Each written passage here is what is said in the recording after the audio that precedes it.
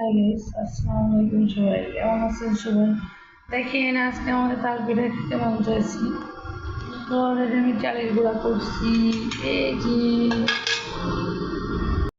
চালের গুঁড়া করছি। আমরা তাল পিঠা খাবো। তাল পিঠা খাইতে দেখেন কি লাগে। এই যে এটা বাদামের গুঁড়া, এটা তাল, এটা চিনি গুঁড়া, চালের গুঁড়া। এবার বাকিটা পরে দেখাবো পিঠা কিভাবে তৈরি করলাম। হ্যাঁ,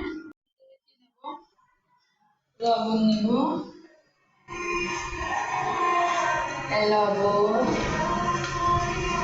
এই বিস্কিট, এই নারকেল ঢেলে দিলাম। তাল পিঠা খাইতে বানানো যায়।